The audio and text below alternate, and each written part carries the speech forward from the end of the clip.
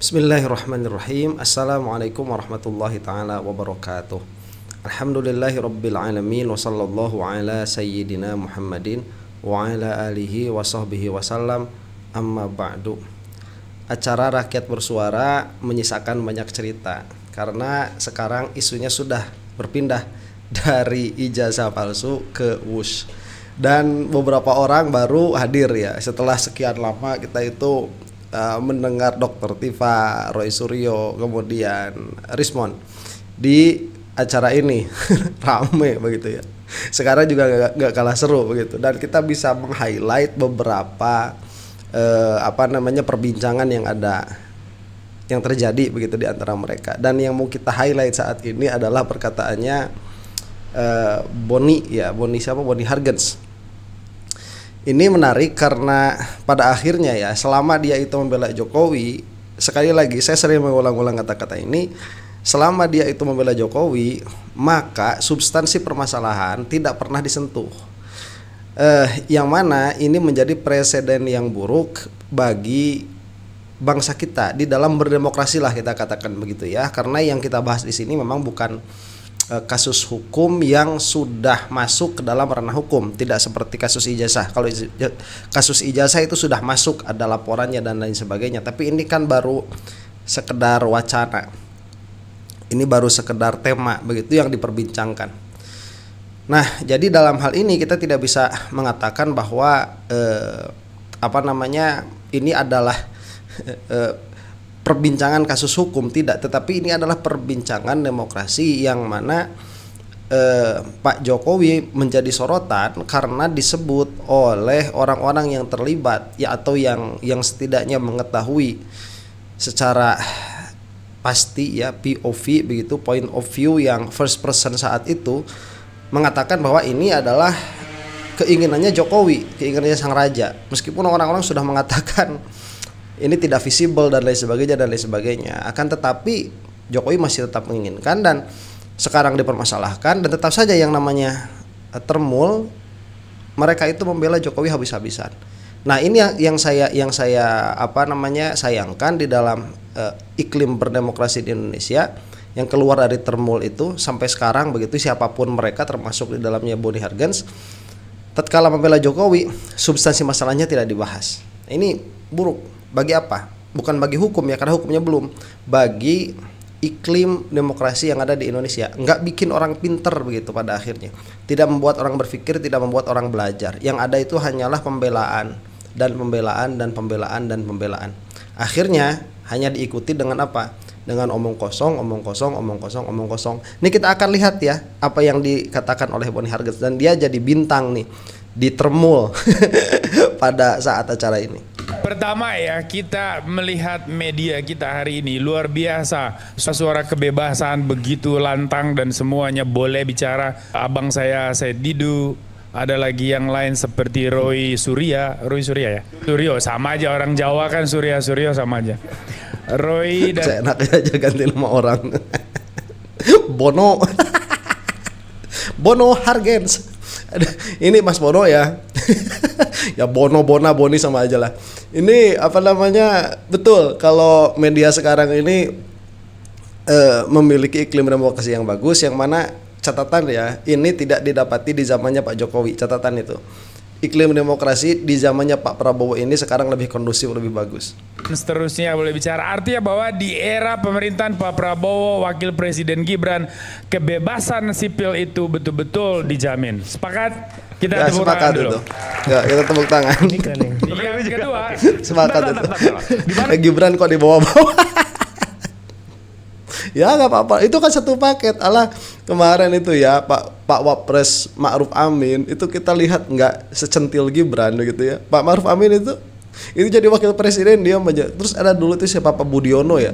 Pak Budiono tuh saya nggak pernah lihat ngapa-ngapain.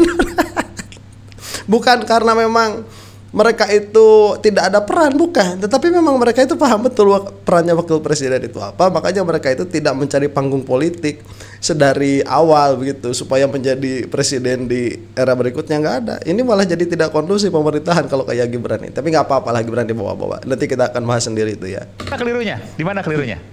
salah satu indikator civil liberty itu adalah pembungkaman. Oke. Ulang lagi, lebih jelas dikit. Pembungkaman, penangkapan, represi. Hari ini masih ada 959 orang ditangkap. Salah jadi indikator kebebasan sipil tidak hanya itu, maksud saya. Indikator kualitas demokrasi itu ada beberapa, misalnya soal political rights, civil liberties. Betul. Civil liberties pada beberapa subindikator. Salah satu kebebasan pers. Makanya kebebasan berpendapat. Itu bukan indikator satu-satunya. On that, freedom of speech. Dan mereka ada bukti bahwa kebebasan berbicara itu dijamin di Republik ini. Faktanya. Saya belum masuk ke poinnya. Risetnya. Nanti Bapak akan dapat ruangnya. Itu skornya hanya 5,29. Baru pengantar, baru tadi supaya saya belum masuk ke dagingnya. Nanti pakai Bapak data akan kupas dagingnya. Oke. Sebentar, kalau dalam hal kebebasan berbicara, saya sepakat. Kalau sekarang lebih bagus ya setidaknya. Poin-poin yang dikatakan, saya emang nggak terlalu percaya sama poin-poin angka-angka itu ya. Itu banyaknya juga dipakai sama sama lawan-lawan politik begitu. Enggak, kalau saya apa yang terasa saja ya dalam hal ini saya merasakan memang kebebasan berbicara di zamannya Pak Prabowo itu kita katakan plus Gibran lah ya, biar nggak marah nanti Mas Boni itu lebih terasa kebebasannya memang ada. Itu yang pertama. Yang kedua, saya tentu tidak punya kompetensi untuk masuk ke teknis perkara WUS ini. Saya coba kumpulkan beberapa informasi. Akhirnya saya melihat bahwa apa yang menjadi tesis salah bagian dari prinsip hukum pidana itu sepertinya harus kita kunjungi kembali. Revisiting the idea of criminal justice principles. Jadi kita harus melihat bahwa hukum pidana tidak pernah bekerja di atas asumsi. Harus berdasarkan fakta, bukti hukum yang jelas, bukti-bukti material. Dan sampai hari ini saya tidak melihat di balik narasi soal korupsi di dalam WUS tidak ada bukti-bukti yang mengarah kepada adanya tindak pidana korupsi di sana. Tidak ada korupsi. Sebentar. Ini Mas Boni ini sudah berbicara seperti seorang hakim saja. Kita ini sedang berbicara di ruang publik, bukan berbicara di persidangan.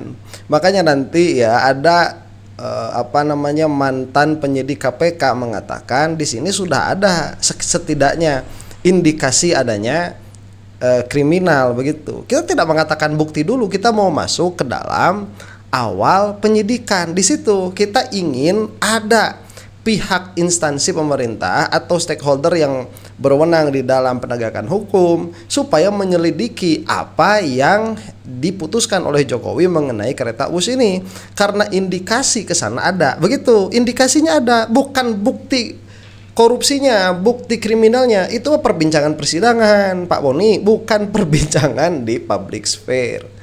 Bagaimana nanti akan kita bahas lagi begitu ya. Nanti kalau misalkan ini nih yang saya rasa terbutakan oleh cinta begitu ya, mengatakan tidak ada tindak pidana. Ini tidak ada tindak pidana yang belum diselidiki kok. Gimana sih? Tidak ada indikasi. Kita harus menghormati asas legalitas di dalam hukum pidana itu. Bahwa tidak ada hukuman atau tidak ada hukuman pidana terhadap suatu tindakan sebelum aturannya itu ada. Ya, kalau kita nullum delictum nulla puna sine previa lege punali. Anda tidak bisa menghukum tanpa ada dasar hukumnya untuk mengatur suatu tindakan itu pidana atau tidak. Betul itu. Tapi kan itu untuk persidangan, di dalam sidang harus ada bukti keluarkan segala macam. Sekarang kita sudah mendapati bahwa beberapa orang bersaksi Jokowi ini memaksakan apa yang dia inginkan. Padahal para ahli saat itu sudah mengatakan ini proyek akan banyak kekurangan dan merugikan negara, dan sekarang sudah jelas kerugian negaranya, dan yang menanggungnya siapapun sampai sekarang masih belum jelas begitu dalam pengertian secara pasti. Pertanyaannya lah, di mana pidananya dalam WUS? Kan dari tadi saya perhatikan diskusi ini masih samar-samar. Kalau indikasi, Bung Boni, itu kan yang ada harusnya, kecurigaan, ada kejanggalan dalam konteks, maka dalam konteks itu perlu proses penyelidikan, penggalian informasi. Jadi jangan langsung jumping to conclusion ada korupsi di WUS. Nah, itu menyalahi logika hukum pidana. Lalu, betul, menyalahi logika hukum pidana di persidangan. Tapi kalau misalkan sekarang kita tidak ada, ini kan kita sedang dalam posisi mendorong stakeholder supaya memeriksa Pak Jokowi begitu. Dan tatkala misalkan di public sphere ini, di media ini orang-orang berbicara lebih tegas, lebih keras, malah jumping to conclusion, itu memang supaya ada respon dari pihak yang dibicarakan, karena itu nanti bisa pencemaran nama baik begitu, seperti tuduhan pembunuhan kepada Jokowi di KM 50 itu diucapkan oleh orang-orang, Jokowi diam aja.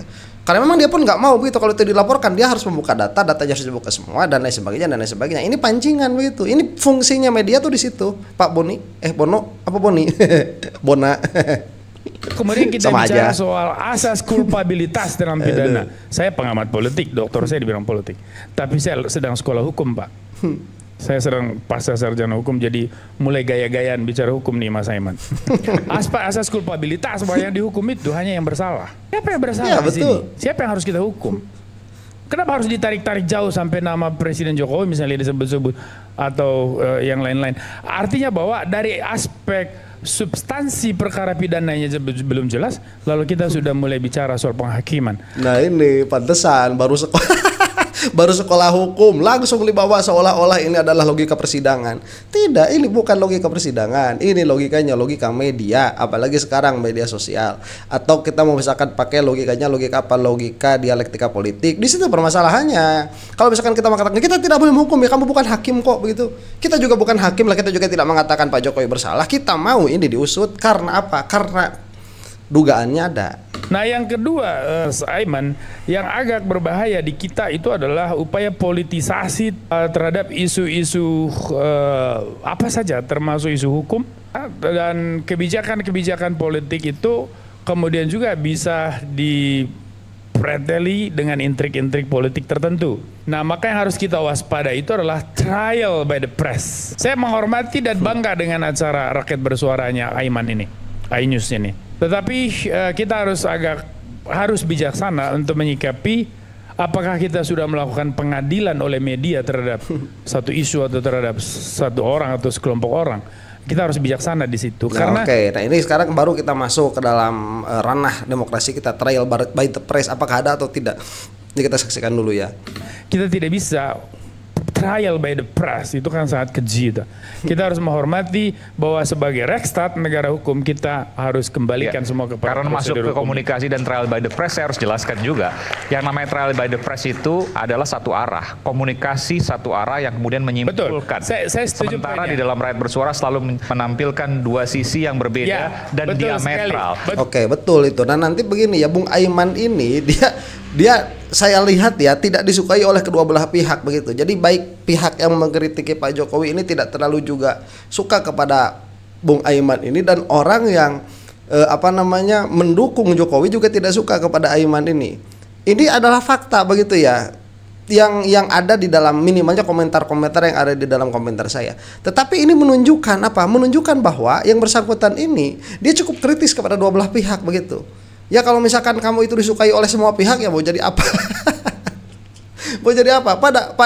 Pada kenyataannya Bung Aiman ini oleh pihak yang menggugat Pak Jokowi itu tidak disukai, oleh pihak yang membela Jokowi juga tidak disukai begitu. Ini sudah begitu keadaannya. Kalau saya melihatnya ya saya suka-suka aja sama Bung Aiman itu, pertanyaannya tajam, kritis. Memang kekurangannya itu apa? Kekurangannya itu bukan jarangnya sering memotong perkataan orang lain tatkala mereka itu sedang membangun argumen. Di situ saja kekurangannya. Karena mungkin itu pun saya wajar karena Aiman ini sudah terlalu sering tiap hari kerjaannya kayak gitu begitu ya, berdialektika dengan orang lain. Mungkin sudah tahu ini ya. Udah kesimpulannya apa begitu, karena sudah terbayang pada diri yang bersangkutan, yang mana sebetulnya pada diri orang yang mendengar belum tentu argumennya itu tergambar begitu. Jadi ini kan bukan acaranya Aiman seharusnya, ini adalah acaranya rakyat Indonesia. Itu saja yang saya lihat. Jadi kalau misalkan ini trial dan by the press, enggak. Ini bukan narasi apalah katakan monolog begitu ya di dalam iNews, seperti saya ini monolog begitu. Ya bukan. Cuma saya kan bukan pers. Saya mah rakyat Indonesia yang sedang memakai hak konstitusionalnya saja untuk berbicara itu kalau saya. Kalau ini kan memang press ya, jangan trial dan by the press, memang bukan monolog dan itu tidak terjadi di sini. Dan oleh karena itu ada deliberasi, ada kontestasi isu, ada kontestasi ide, yang itu jauh dari trial by the press. Saya memang melihat Mas Aiman juga sudah mampu menjaga keseimbangan opini yang muncul dengan diversifikasi gagasan, motivasi kita ada di sini. Tetapi saya hanya mengingatkan bahwa semua media di Republik ini harus menghargai betul prinsip keseimbangan dan hindari trial by the press. Nah, kita siapa juga yang ada ini orang kayak baru belajar istilah dikeluarin semua istilahnya. Agak ada substansinya, ini wus loh ya, ini wus, substansinya belum. Jadi kalau misalkan kita mau berbicara tentang satu subjek permasalahan, seharusnya kita itu berhenti pada subjek itu supaya keluar kita mendapatkan kesimpulan. Jadi orang yang tadinya misalkan mempertanyakan wus terhadap kesalahannya Jokowi itu bisa berubah pandangannya, atau justru sebaliknya orang yang tadinya menganggap Pak Jokowi ini tidak bersalah bisa punya pandangan sebaliknya. Itulah fungsinya media itu. Jadi nggak malah ngobrolnya kemana-mana ngelantur. Udah pusing dengan berbagai isu yang remeh-temeh. Di luar sana ada Tifa atau Tifus atau siapa namanya dokter itu, ya selalu ribut soal ijazah. Lalu kemudian sekarang soal FUS, lalu larinya ke Pak Jokowi. Saya nanti takutnya pemerintahan yang ada hari ini dan ke depan tidak berani mengambil terobosan besar di dalam pembangunan. Jadi menurut ini saya juga dan non-infrastruktur hanya karena tidak ingin di suatu waktu dipolitisasi dan diperkarakan. Jadi kalau ada isu yang kemudian mengemuka, media nggak usah bahas? Bukan soal itu. Media hadir memang untuk menghadirkan semua dinamika yang ada di masyarakat dan kita diskusikan. Hanya saja jangan sampai ada kesan bahwa kita mengarahkan opini itu ke satu kesimpulan. Nah itu yang harus kita waspadai. Bukan berarti sudah terjadi, Mas Aiman. Oke. Nah kalau misalkan dalam hal ini saya katakan sekali lagi ya, Bung Aiman ini merasa bukan Bung Aiman. Orang-orang yang membela Pak Jokowi ini merasa Bung Aiman ini menyudutkan mereka, dan saya rasa itu wajar ya. Kenapa? Karena dalil yang dipakai oleh Dr. Tifa, Rismond dan Roy Suryo itu lebih make sense begitu, dan Bung Aiman itu seperti ya memang tadi dikatakan sudah cukup baik di dalam menjaga keseimbangan itu, dan keseimbangan itu kan bukan berarti tidak melihat tidak melihat data yang diberikan, tidak, justru keseimbangan itu dia seimbang selama dia itu tidak ada pemberat begitu, tidak ada determinernya. Kalau kita di dalam ilmu kalam disebutkan tidak ada murojih ya. Itu bahasanya determiner. Kalau tidak ada determiner, tidak ada murojihnya, maka dia seimbang. Tetapi apabila misalkan Roy Suryo membeberkan suatu data atau suatu fakta, kemudian ini menjadi berat ke Roy Suryo, kemudian menyudutkan ke sini, nanti kemudian ini melawan, nanti seimbang lagi begitu ya, kemudian nanti ke sini lagi seimbang lagi, dan demikian adanya, itu memang wajar ya. Itu namanya pers, dan itu sudah bagus, itulah namanya public sphere, itulah namanya media begitu. Dan yang lucu, coba bagaimana kita nggak bakalan sebel kalau misalkan dari pihak-pihaknya Termul ini mereka membawanya orang kayak kemarin tuh, kayak Diana Murni ya, bawa orang-orang kayak gitu, kemudian tatkala membicarakan masalah tidak pernah masuk ke dalam inti permasalahan, ya lama-lama orang irritated juga begitu ya, jadi kesel juga, jadi pusing juga. Misalkan kalau Bung Aiman pada akhirnya jadi pusing juga lah, kok ini orang-orang yang membela Jokowi kok jadi kayak begini. Seperti ini, coba lihat sampai sekarang belum membicarakan permasalahannya, inti permasalahannya belum dibicarakan begitu. Malah yang temanya apa, yang dibicarakan apa, yang dikritik apa nih, Boni. Saya hanya mengingatkan bahwa ya karena ada program di tempat lain, bukan di TV ini. Di tempat lain itu memang hadirnya betul-betul untuk menggiring opini seakan-akan negara, pemerintah ini salah dalam semua hal. Nah, demokrasi hanya sehat kalau ada fairness di kita, di pihak negara, di pihak rakyat, dan di dalam berkomunikasi, entah kritik, entah protes, itu semua harus punya dasar dan tujuan yang baik. Oke. Kita kan pernah sebentar ya, ini Bung Bono. Makanya gue tuh hati-hati ya sama nama orang itu. Saya itu sering lupa nama orang, tapi nggak pernah sengaja nyalahin nama orang begitu. Seingat saya sih nggak pernah. Kalau pernah tolong tulisan di kolom komentar, saya minta maaf ya. Ini Bung Boni ini mau ngomong apa saya jadi lupa. Sebentar. Oh iya. Jadi saya melihat sekarang ternyata Bung Boni ini sudah sudah merasa kalah begitu. Minimalnya secara narasi, minimalnya secara apa namanya itu publik, apa ya kita katakan ya narasi publik lah begitu ya, dia sudah kalah karena merasa terpojokkan begitu ya. Biasanya ini kalau zaman dulu adanya itu di yang apa merasa kalah itu biasanya yang berseberangan dengan Jokowi biasanya. Ayo kita lihat beberapa tahun yang lalu ya, sebelum saya masuk jadi YouTuber, kalau nonton berita itu kesel begitu ya, karena memang tidak pernah mengangkat perkara yang substansial. Nah sekarang perkara yang substansialnya diangkat, boroknya Jokowi dikelupas. Orang-orang seperti Pak Boni ini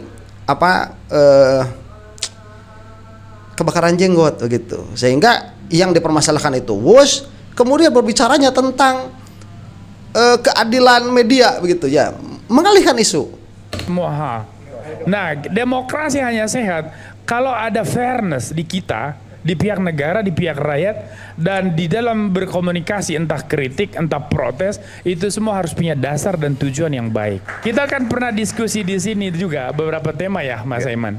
Saya selalu mengatakan bahwa kalau problemnya adalah akuntabilitas dan kualitas perwakilan politik DPR itu tidak beres, saya setuju, kita semua rakyat Indonesia marah dan tuntut itu. Perwakilan politik yang tidak bermutu itu harus digugat. Nah, saya juga setuju bahwa institusi manapun harus kita pikirkan untuk diperbaiki. Maka reformasi harus menyeluruh, sistemik, holistik. Jadi jangan parsial. Nah itu apa Pak Aiman lah, kalau orang ngomong kayak gini besok lusa udah langsung putus saja. Ya, ini tidak substansial begitu. Selesai. Jadi kalau misalkan kita ini yang berpikir ya, orang yang tidak hanya mengandalkan emosi, kita tahu kok Anda itu Bung Aiman berusaha sangat keras untuk menyeimbangkan kedua belah pihak ini ya, karena memang pada akhirnya tidak bisa seimbang. Ada rasa kesal begitu terhadap kubunya Termul, ya wajar begitu ya. Malah kadang-kadang Anda juga merasa kesal terhadap kubunya Roy Suryo kok dalam kasus yang lain begitu. Ini kita membicarakan kereta cepat yang diomongkannya apa, udah cut aja begitu supaya kita keluar bisa mendapatkan hasil. Udah mah ini yang berbicara banyak, waktunya terbatas, orang ngomong dalam tema apapun diberi ruang. Waduh, itu kritik saya kalau ada kritik terhadap Bung Aiman begitu ya. Cuman saya juga tahu kalau itu sampai tidak ada tindakan dari Bung Aiman, karena kalau misalkan sampai dipotong, nanti akan tambah ribut lagi begitu. Nah, begitu juga kalau kita merespons isu-isu yang berkembang, Mas Aiman, ada begitu banyak isu. Di dalam pilihan isu, kita harus melihat mana yang lebih besar nilainya bagi kemaslahatan umum, mana yang hanya permainan kelompok-kelompok politik. Karena rakyat Indonesia udah jenuh dengan permainan narasi politik yang ujung-ujungnya hanya melayani kepentingan politik, kalau kita bukan mencerdaskan. Atau Bono, udah kamu jadi ini aja, jadi tim redaksi aja, ya, gak usah jadi pembela Jokowi atau apapun lah tugas kamu di sini. Kita ini mau membicarakan tentang siapa Jokowi. Ini Jokowinya ngeles, si Boninya juga. Ya, kalau acaranya Bung Aiman, saya setuju mencerdaskan rakyat Indonesia. Setuju? Udah putusin aja lah mic-nya. Jadi simpulan sementara saya bahwa acara rakyat bersuara sudah benar gitu kan. Nanti kita lanjutkan, itu sangat kadang bikin benar, apalagi kalau kita tidak bisa mencerna dengan cermat. Jangan lupa cangkir. Gak jelas itu ya, gak jelas yang diomongnya itu apa. Bono, Boni, Bona. Begini, jadi ala kulihal ya, ini terulang lagi itu, ngelak aja. Tapi karena misalkan ini di dalam ruang, jadi pembicaraan itu dia bisa menghanyutkan begitu ya perkataan itu. Kadang-kadang kita itu suka lost in the way, suka tersesat di pertengahan. Kita ini sedang berbicara, yang dibicarakan tadinya apa, pada akhirnya larinya kemana begitu. Ini nggak nyambung. Itu namanya ngeles. Ya, Jokowi ditanya tentang yang ngeles. Cuman kalau Jokowi kan bisa ngeles langsung pergi aja begitu ya. Ini kan masa ngeles udah diundang duduk, kemudian ditanya tentang langsung balik. Langsung ngeles kan nggak bisa. Cara ngelesnya begini. Bahasa-bahasanya dibiaskan, kemudian yang ditanyakan apa, yang dijawab malah apa, nggak nyambung. Makanya kalau misalkan Aiman ini sampai irritated, yang bersangkutan ini, beliau ini ya Pak Aiman ini, dia sampai agak kesal begitu, ya wajar. Karena apa? Nggak nyambung, kayak ngomong sama tembok begitu. Tidak terkecuali di dalamnya ini si Boni Hargens ini ya. Demikianlah, mudah-mudahan kita semua ada dalam lindungan Allah Subhanahu wa taala, dan mudah-mudahan Allah Subhanahu wa taala memberikan rahmat kepada bangsa Indonesia. Wallahu taala a'lam bissawab. Assalamualaikum warahmatullahi taala wabarakatuh.